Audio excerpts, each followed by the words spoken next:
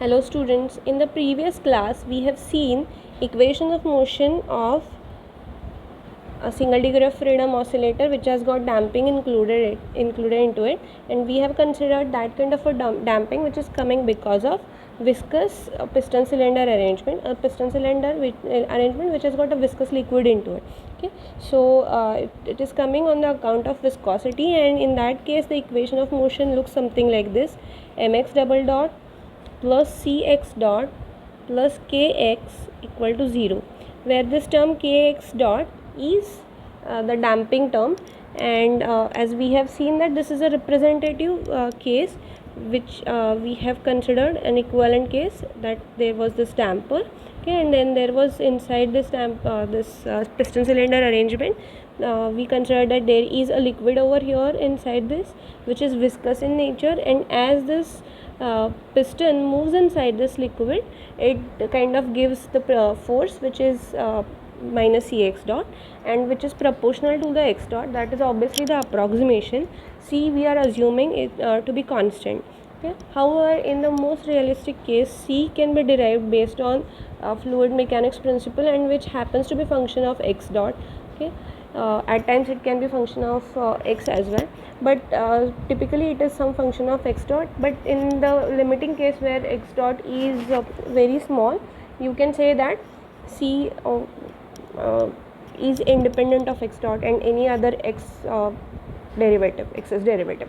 So C is constant, and hence our equation becomes linear. And now we are going to see how exactly we are attempting the solution of this equation. Okay, now in this equation you have three terms which are unknown to you.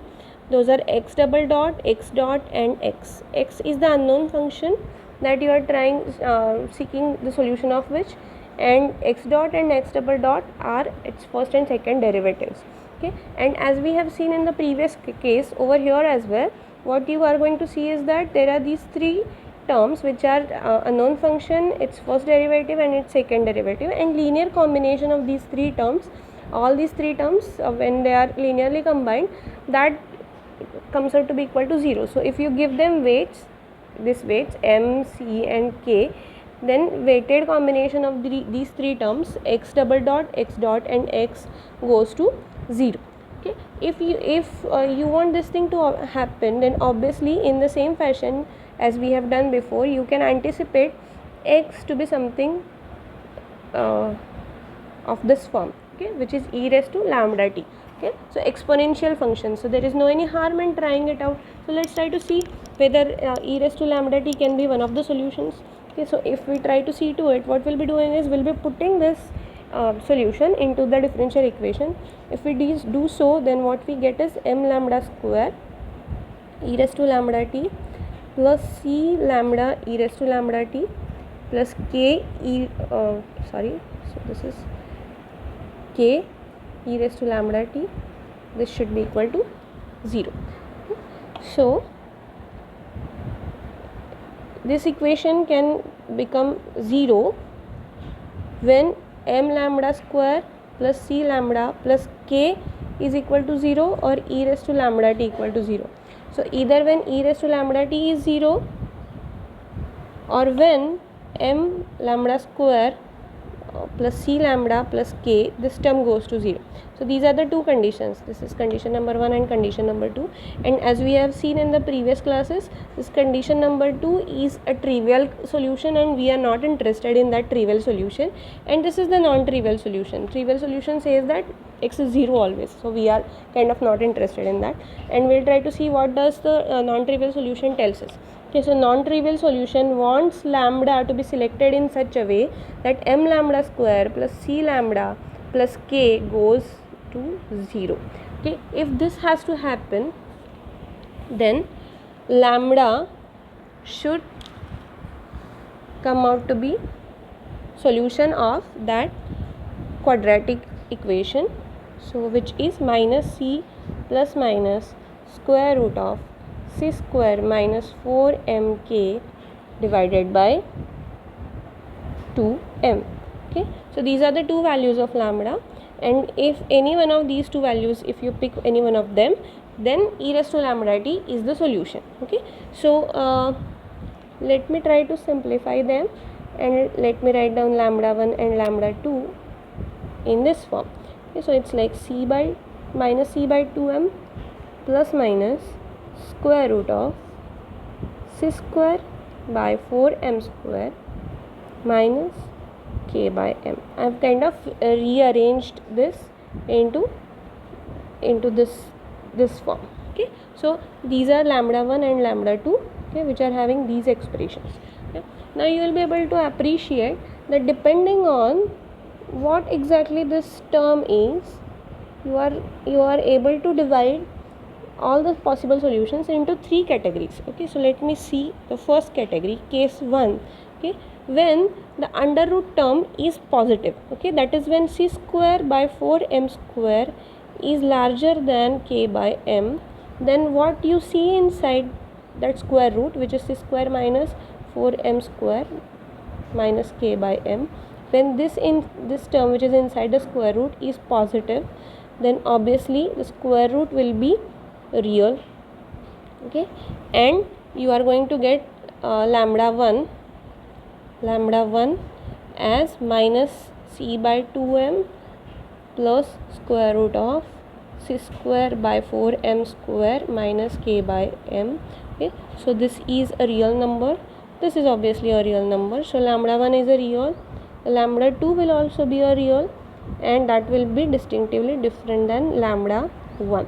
Okay, so you are going to get 2 different solutions which are real and distinctively different. Okay, now when the c square, this inside term, that is c square by 4m square minus k by m, is smaller than 0, that is the case number 2. Okay, so let's consider the case number 2, where c square by 4m square is smaller than k by m, then obviously the term inside this square root is negative, and hence this quantity, which is c square by square root of c square by 4m square minus k by m, will be imaginary. Okay, so something which comes out of this square root is an imaginary number, and as it is an imaginary number, so lambda 1 and lambda 2 will have, both of them will have a real component plus an imaginary component. So this is real, this is imaginary. So lambda 1 and lambda 2, both of them will be complex in nature, and then they will also be different than each other. Okay, so this is the case 2 which we will be seeing in the next session, that is in the next class. Okay, and the third case, so case number 3, is when c square by 4m square is equal to k by m. Okay, so we have seen that this is the under root term, which is c square minus 4m square minus k by m. When c square minus 4m square happens to be equal to k by m, if you select system properties in such a way that c square by 4m square happens to be equal to k by m, in that case that under root term will be equal to 0. Okay, so what you are going to get, c square by 4m square minus k by m, square root of this term will be 0. Okay, in that case lambda 1 will be equal to lambda 2, and that will be equal to minus c by 2m. So this is what is going to be the solution of lambda 1 and lambda 2, and both of them are same. Okay, so that is repeated, you are going to see a repeated real roots. Okay, so you are getting 2 real roots, but they are not different than each other. Okay, so it is the same root which is repeated, and hence you are that's how you are getting these repeated roots. Okay, so these are the 3 distinctive cases. Okay, so it's like these are 3 families of solutions, and we are going to see the first family of the solution.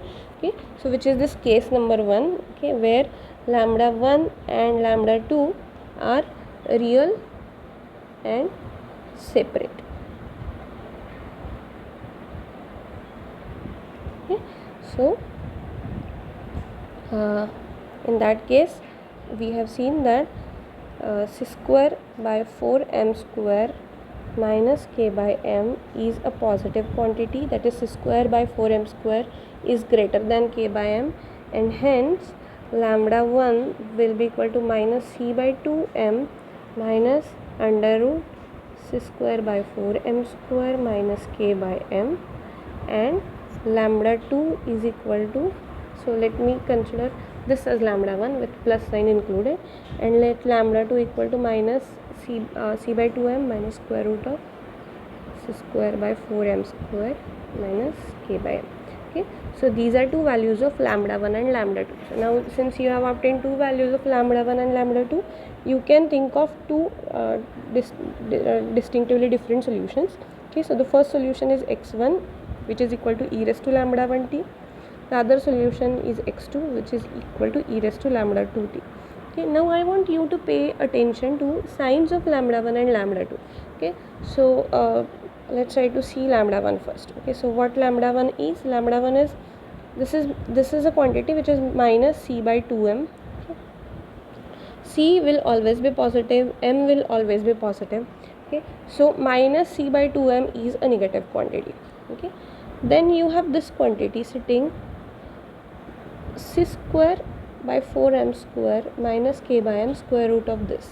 Okay, we just now have said that c square by 4m square is larger than k by m. Okay, so this is a positive number that is coming out of it, and you will also be able to see that that positive number will be smaller than c by 2m. Okay, so what is square of c by 2m? That is c square by 4m square. You are subtracting some positive number from the same quantity and taking square root of that, and that you are adding over here. So this, although this term is going to be positive, okay, so this positive term is smaller than this negative term, and hence lambda 1 will come out to be negative. Okay, lambda 2 on the other hand, if you see, lambda 2 has got first term negative, second term is also negative, so obviously lambda 2 is also negative. So both lambda 1 and lambda 2 are negative, but lambda 2 is, magnitude of lambda 2 is larger than magnitude of lambda 1. Okay, so what does that mean? Okay, so you have two solutions. One is x1 as e raised to lambda 1t, other is x2 as e raised to lambda 2t, and both these exponents lambda 1 and lambda 2 are real and negative. So both of them are negative and real. So obviously if you try to plot these solutions, so how would they look like, these individual solutions? So x1 at time t equal to 0, it will start from 1, okay, and as time progresses it will come near to the x-axis. Okay, so this is how the first solution will look like. Okay, now the second solution will also start from 1, it will also come near to x-axis, but it will come slightly earlier as it has got a larger exponent. Lambda 2 is magnitude of which is larger, but its sign is negative. Okay, so since both of them are negative exponents, so both these functions have got negative exponents sitting, and hence solutions, both these solutions, solution of x1 as well as x2, if you try to see how exactly they look like, so they are exponentially decaying functions. So both of them are exponentially decaying functions, and what you are going to do is you are going to construct a new solution x, which is a linear combination of x1 and x2, c1 x1 plus c2 x2. Okay, so this linear combination will depend on, so combination of these two functions will depend on what is x0 and what is x dot 0 that you start with. Okay, so for any initial condition, set of initial conditions, solution that you are going to get can be formed by linearly combining these two different solutions that we have obtained. Okay, there is a mathematical proof which tells you that why these two different solutions will give you any solution possible for any kind of selected initial conditions, but we are not going to see to it as of now. Okay, so you can believe in me. So I don't know whether any one of you have kind of studied it before in any of your mathematics courses, but if you have studied, so you can correlate it to something called as a Wronskian. Okay, so that tells you whether you can construct an entirely new solution which is possible, and for any kind of initial conditions. Okay, so let's believe in this, that it is possible, and hence what we are saying is that we have now these two different functions, x1 and x2, and we are linearly combining these two functions, and we are saying that now we are able to construct any solution x, okay, which happens to be a result of these initial conditions. Now x1 is exponentially decaying, x2 is exponentially decaying, so linear combination of these two functions should also be a decaying solution, okay.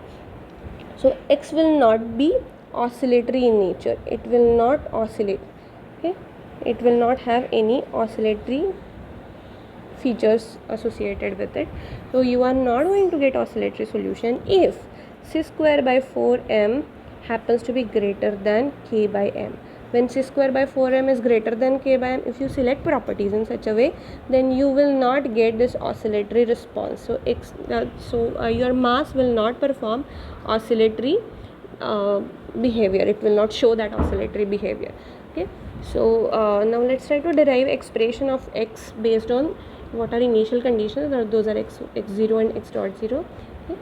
So we just now said that x1 is linear combination of these two functions x1 and x2, okay, where x1 and x2 were written as e raised to lambda 1t and e raised to lambda 2t, okay.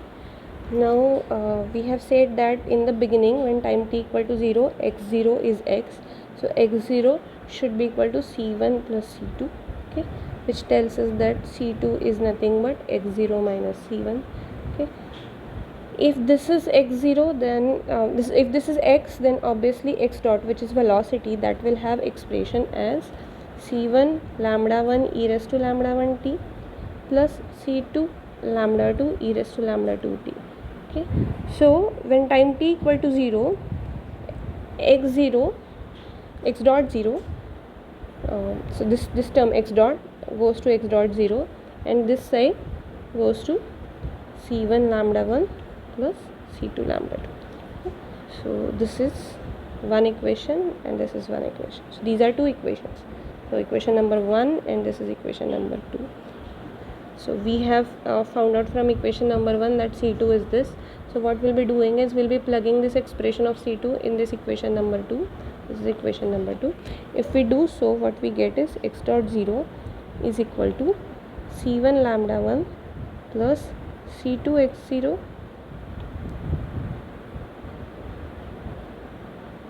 it will be lambda 2 x0 minus lambda 2 c1, okay. So which essentially means that it is equal to c1 times lambda 1 minus lambda 2 plus lambda 2 x0, okay, which tells us that c1 is equal to x dot 0 minus lambda 2 x0 divided by c1 plus, this is lambda 1 minus lambda 2, okay. So this is what is the expression of c1. So put this expression of c1 into this one, and then what you get is c2 is equal to x0 minus x dot minus lambda 2 x0 divided by lambda 1 minus lambda 2, which happens to be equal to lambda 1 x0 minus x dot 0 divided by lambda 1 minus lambda 2.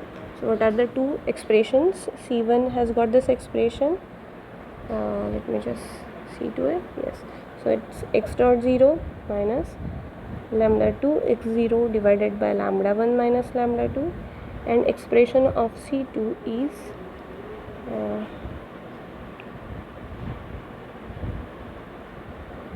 lambda 1 x0 minus x dot 0 divided by lambda 1 minus lambda 2. So is this the same one? Yes. So these are the two expressions of c1 and c2, and hence x will look something like this: x dot 0 minus lambda 2 x0 divided by lambda 1 minus lambda 2 times e raised to lambda 1t plus lambda 1 x0 minus x dot 0 divided by lambda 1 minus lambda 2 times e raised to lambda 2t. So this is the expression of displacement. Okay, when c square by 4m square is greater than k by m. Okay, so when this condition is satisfied, in that case, so for all such combinations of c, k and m, the kind of solution that you are going to get will be of this form.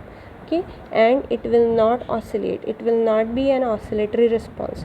So if you select c, k and m in such a way, then mass in that single degree of freedom oscillator will not show oscillatory behavior, rather it will show a decaying nature. Okay, so you disturb it, it will just decay down.